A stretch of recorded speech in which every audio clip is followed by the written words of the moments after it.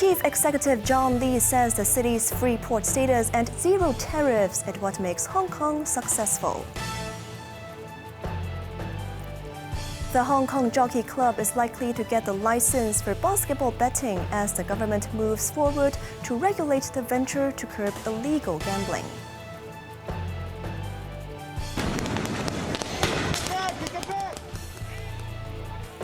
And President Donald Trump is deploying 2,000 soldiers of the U.S. National Guard in response to protests in Los Angeles over immigration enforcement.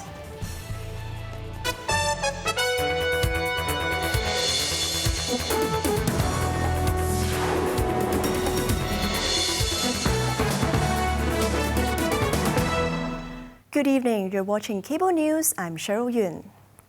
Amid the trade standoff with the United States, Chief Executive John Lee reaffirmed that Hong Kong will not abandon its successful DNA by retaliating with tariffs and pledged to maintain the city's free port status no matter what.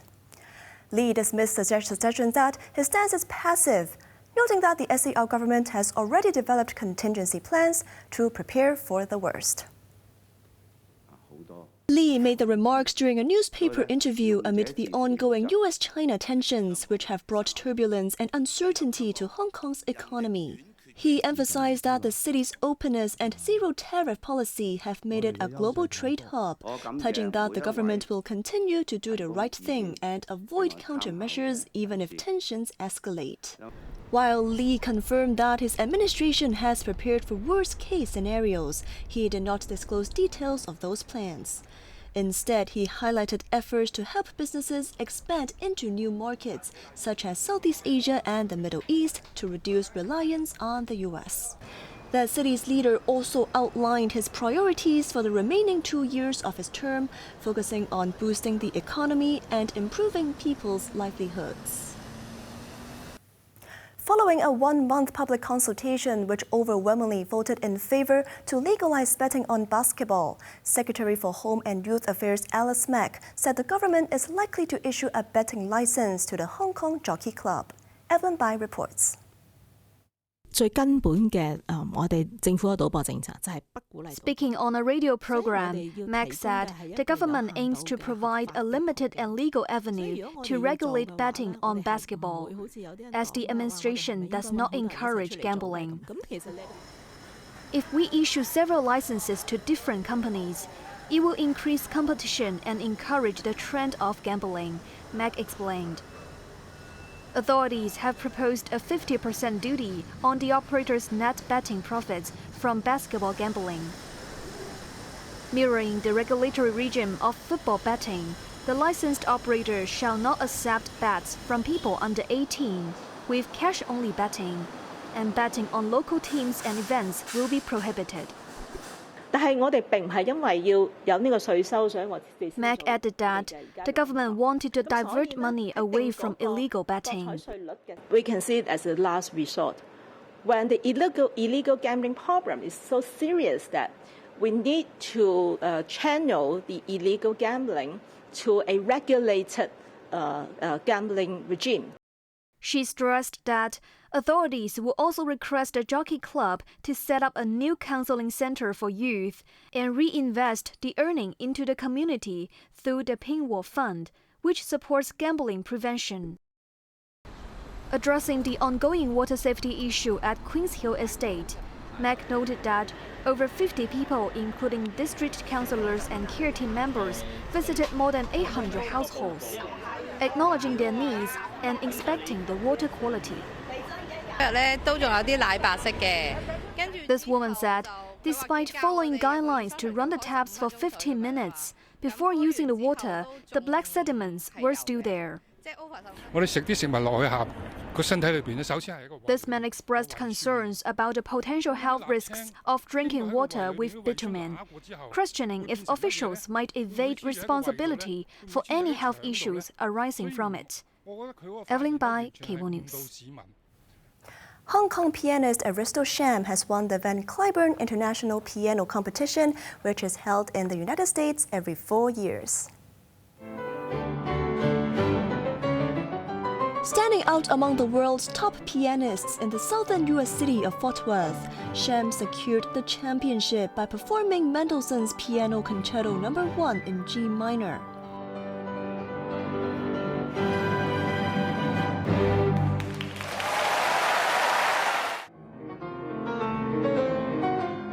Followed by Brahms' Piano Concerto No. 2.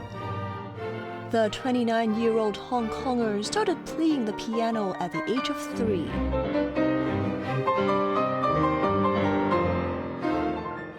I hope people take away that I'm a sincere musician with a lot to say and offer, and that it gives audiences an experience that they will remember and take away with them. Apart from winning $100,000 in prize money, Shen also took home an extra $2,500 with the Audience Award, following a vote by more than 9,000 people at the venue. Cultural Minister Rosanna Law congratulated Sham for his success. After getting a bachelor's degree in economics at Harvard University, Sham completed a master's degree in music at the New England Conservatory.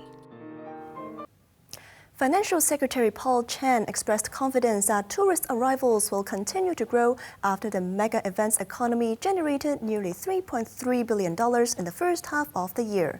Chan has also projected a strong growth for the second half, with more inbound tourists and a bunch of culture, sports, and tourism-related activities. Evelyn Bai reports. Thanks to the Labor Day Golden Week holiday, 75% of the 20 million inbound tourists were from the mainland, up 10% year-on-year, while the number of overseas tourists rose 18%. Writing on his weekly blog, Chen estimated that the mega events for the first half of the year will draw around 840,000 tourists, bringing $3.3 billion in consumer spending and $1.8 billion in economic value. Optimistic about the following 6 months, Chen said he is confident that, with the variety of events scheduled for later this year, it is bound to attract more visitors to the SAR. The finance chief was also extremely enthusiastic about mainland social media giant Xiaohongshu opening their office in Hong Kong. Popularly known as Red Note, mainland's version of Instagram will provide a boost to local businesses and the platform's international expansion, Chen said. The platform has over 300 million active users each month, with around 2 million users in Hong Kong. Chen said he personally invited the company to set up a base in the city when he visited Xiaohongshu's headquarters in Shanghai at the end of last year. Evelyn Bai, Cable News. 1 week after the landmark Grand Ocean Cinema in Tsim Sha Tsui closed its door, theatre operator Golden Harvest will shut down its Megabox cinema tomorrow. Scarlett Chan has the story.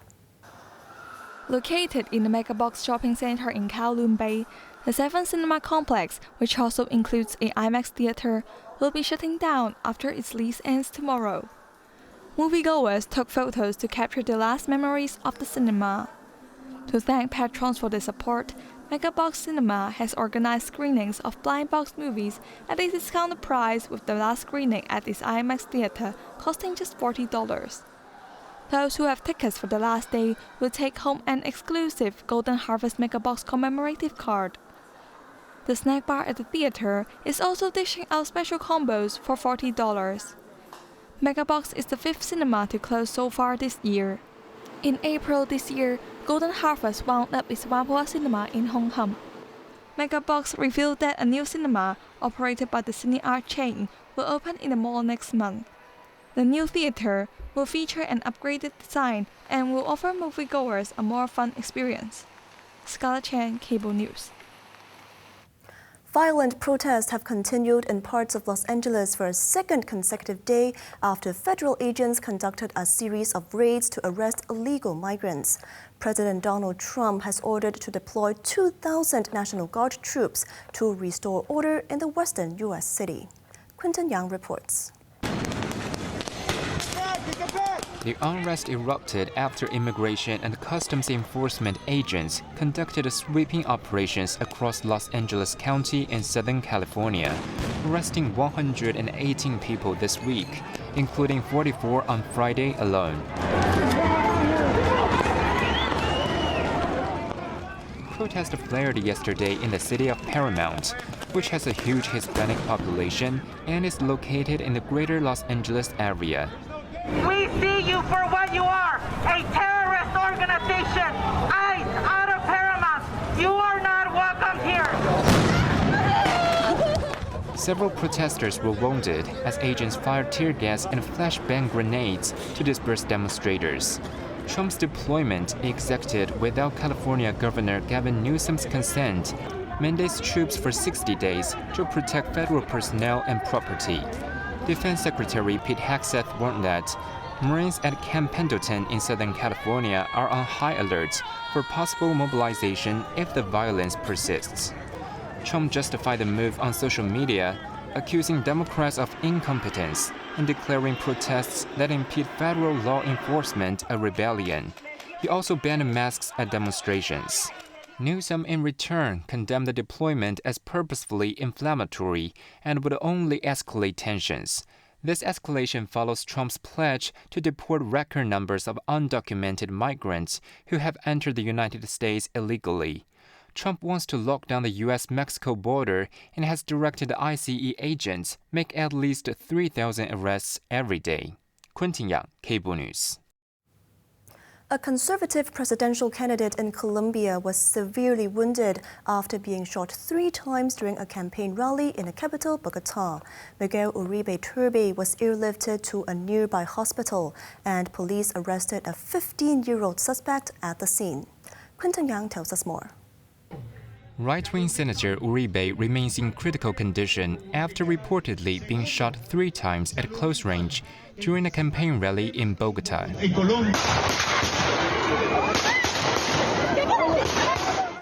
The 39-year-old presidential hopeful was addressing supporters in a park when an assailant fired into his head and chest. The politician collapsed immediately and was attended to by his supporters before emergency crews rushed him to the hospital.